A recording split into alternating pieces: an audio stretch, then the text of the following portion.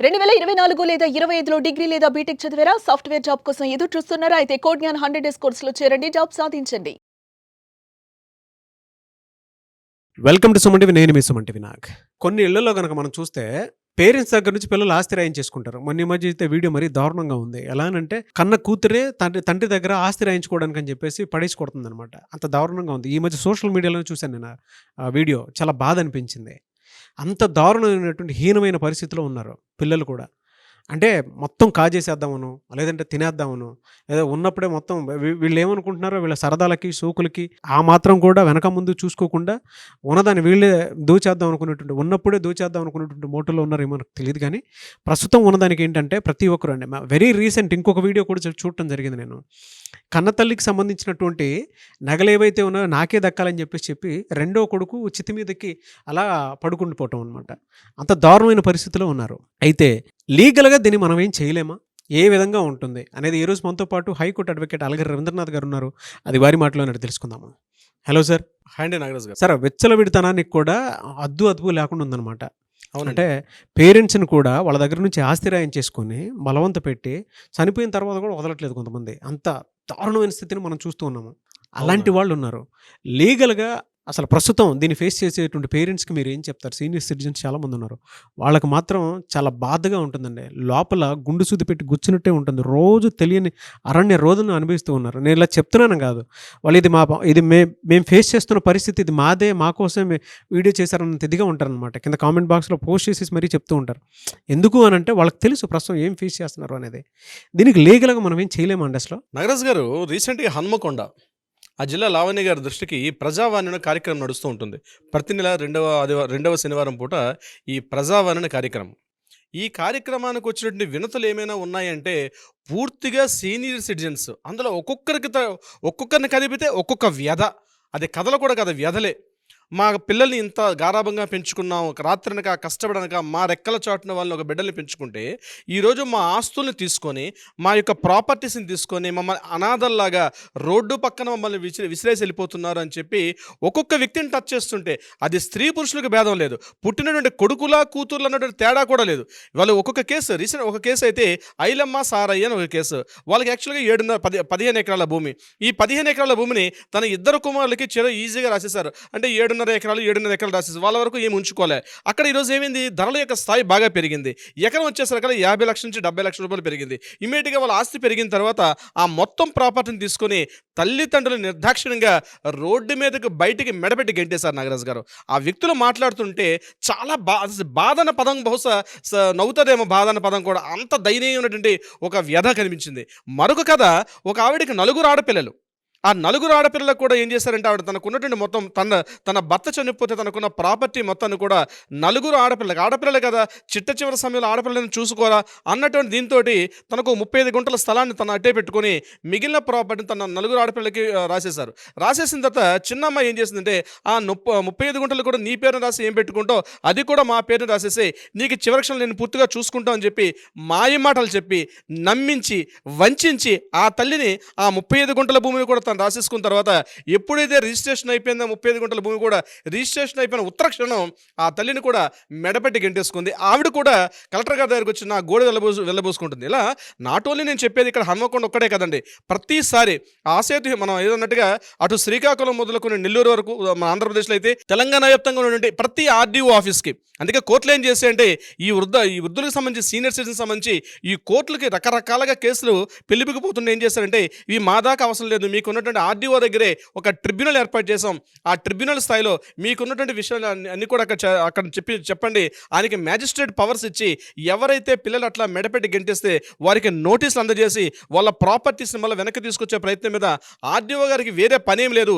ఇదే కేసుల పని మీద మొత్తం ఉభయ రాష్ట్రాలు కూడా, అటు తెలంగాణ, ఆంధ్రప్రదేశ్ 2 రాష్ట్రాలు కూడా దీని మీద విపరీతంగా వర్కౌట్ చేస్తున్నారు. ప్రతిరోజు 10ల సంఖ్యలో కొంతమంది ఈ ఆర్డీఓ ఆఫీసులు చుట్టూ, అది కూడా తొందరలోనే బహుశా ఏడాదికో రోజుల్లో తరబడి రోజులు లెక్కేస్తున్న వృద్ధులు ఏం చేయాలో దిక్కుతోచని పరిస్థితుల్లో గిఫ్ట్ డీడ్ రూపంలోను, సేల్ డీడ్ రూపంలోను ఇతరత్ర ఏం చేశారంటే ఆ ప్రాపర్టీస్ని పిల్లలు గుంజేసుకొని చివరికి ఏం చేయాలి దిక్కుతోచని అయోమయ స్థితిలో, ఆరోగ్యం బాగాలేక, మందులు కొనుక్కోవడానికి సరైన ట్యాబ్లెట్స్ కొనుక్కోవడానికి డబ్బులు లేక, తినడానికి తిండి లేక, కట్టుకోవడానికి బట్ట లేక, ఉండడానికి ఒక గూడు లేక, నివాసం లేక, వృద్ధాశ్రమాలకు వెళ్తే అక్కడ కూడా ఎంతో కొంత అమౌంట్ అడితే ఆ అమౌంట్ కూడా ఇవ్వలేని దయనీయ స్థితిలో రోడ్డున పడ్డారు. ఒక్కొక్కరిని టచ్ చేసి పోనీ ఏమైనా రోడ్డున అంటే జీవితం అంతా దుర్భరంగా గడిపారంటే లేదు, అద్భుతమైన జీవితాన్ని గడిపి కూడా పిల్లల రూపంలో కబంధుడు, ఇప్పుడు రామాయణ కాలంలో కబంధుడు అనే రాక్షసుడు ఉండేవాడు. వాడు ఎట్లయితే తయారయ్యాడో అంటే తను ఎక్కడైతే ఉన్నాడో మొత్తం ఈ భూమంతా మొత్తాన్ని కూడా తను ఆక్రమించేసుకోవాలి అన్నటువంటి ఇటువంటి ఒక రకమైన ఆ రకమైన ఆలోచనతోటి ఈనాటి పిల్లలు కాకుండా కబంధుడిలా తయారై పిల్లల్ని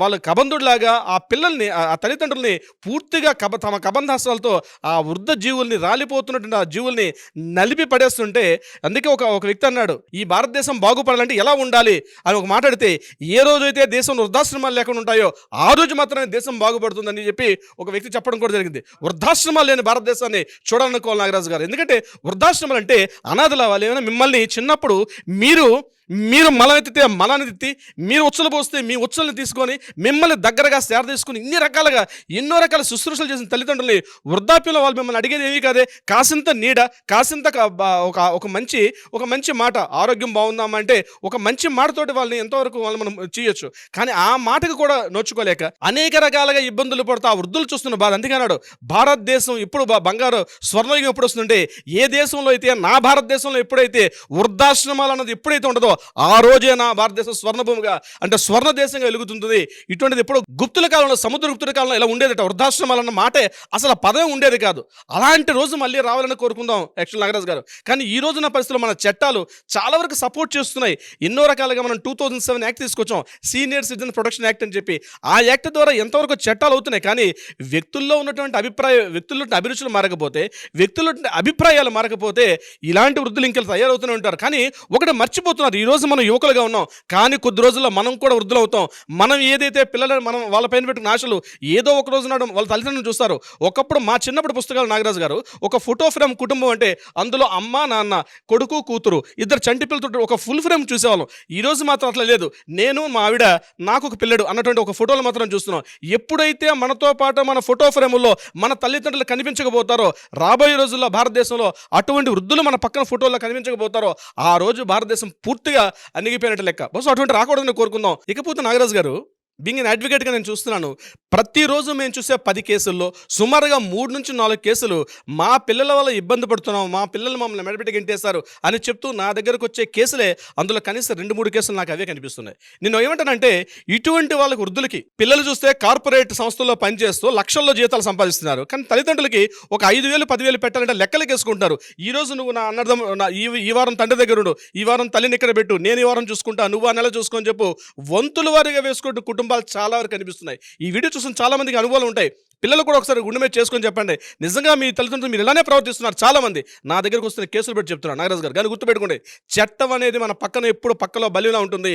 మీరు కానీ చట్టాన్ని మీ కంట్రోల్లో తీసుకొని సరైనటువంటి కనీస వసతులు తల్లిదండ్రులు కల్పించకపోతే ఆ చట్టం అనేటువంటి అది ఎప్పటికైనా మీకు రివర్స్ అయ్యే అవకాశం ఉంటుంది. తల్లిదండ్రులు నేను ఒకటే విషయం చెప్తున్నాను, మీ దగ్గర ఉన్న ప్రాపర్టీస్ ఏమైనా ఉంటే ఆ ప్రాపర్టీస్ ఎట్టి పరిస్థితుల్లో పిల్లలకి ఇవ్వకండి, వీలునామా రాసుకోండి. ఆ పిల్లలకి మీ చివరి శ్వాస వచ్చే వరకు మీ చెప్పు చేతుల్లో ప్రాపర్టీస్ పెట్టుకోండి. అంతేగాని వాళ్ళు ఏదో కాస్త మంచి మాటలు మాట్లాడుతున్నారే, మంచి నంగనాచి కబుర్లు చెప్తున్నారని చెప్పి వాళ్ళకి మీ ప్రాపర్టీని ఇచ్చారో తస్మా జాగ్రత్త, ఏదో ఒకడు మీరు రోడ్డు మీద పడే అవకాశం ఉంటుంది. తల్లిదండ్రులకు హెచ్చరికగా చెప్తున్నాను నాగరాజు గారు. True sir. అంటే ఇప్పుడున్న సొసైటీలో మనకు చూస్తే అంటే రోజు న్యూస్లు పిల్లలు ఎలా వేధిస్తున్నారు, అలా వేధిస్తున్నారు, లేదంటే వృద్ధాశ్రమంలో పడేసి ఆస్తులు మొత్తం రాయించేసుకొని రోడ్డు పాలు చేసేస్తున్నారు. కొంతమంది అయితే చనిపోయిన తర్వాత కూడా చూడటానికి రావట్లేదు అనుకున్న న్యూస్లు అయితే 100 కొద్ది చూస్తున్నాం మనం. అవునండి. న్యూస్ పేపర్లో చూస్తున్నాము, సోషల్ మీడియాలో చూస్తున్నాము, కొన్ని కథనాలు అయితే రకరకాలుగా చూస్తున్నాం. వారందరికి కూడా చట్టం ఉంది, మీకు ఏ విధంగా మీకు అనుగుణంగా ఉండేలానే ఉందన్నమాట. ప్రతి ఒక్కరికి నేను కూడా కోరుకునేది అదే. మీరు ఇందాక ఒక మాట అన్నారు, నాకు చాలా బాగా నచ్చింది, వృద్ధాశ్రమాలు లేనటువంటి దేశాన్ని చూడగలగడం అనేది. నిజంగా ఈరోజు మీరు చెప్పినటువంటి మాట నాకు నా గుండెని బాగా తాకిందని. అంటే అంతమంది ఉన్నారా, అందుకే అటువంటి స్టేట్మెంట్ ఒకటి బయటకు వచ్చిందా అన్నంత విధంగా అనిపించింది నాకు. అవునండి. అలాంటి దేశాన్ని మనం చూడాలని డెఫినెట్గా కోరుకోవాలి. తల్లిదండ్రులు అంటే వృద్ధాశ్రమంలో ఉండేటువంటి ప్రతి ఒక్కరికి కూడా నేను కోరుకునేది ఒకటే, మన తల్లిదండ్రులు మన వాళ్ళు మనమే కాపాడుకోవాలి అంతే. మీకోసం చట్టాలు ఉన్నాయి, మేమున్నాము. మీరు ఎనీ టైం ఏదైనా చిన్న హెల్ప్ కావాలి అనుకున్నప్పుడు మాత్రం వెంటనే స్క్రీన్ మీద కనిపిస్తున్న నెంబర్ సంప్రదించండి. థ్యాంక్ యూ అన్న. Thank you so much Ravindranath గారు. Thank you so much Nagaraj గారు. సుమన్ టీవీలో మీ పర్సనల్ అండ్ బిజినెస్ ప్రమోషన్స్ కోసం కింది నెంబర్కి కాంటాక్ట్ చేయండి.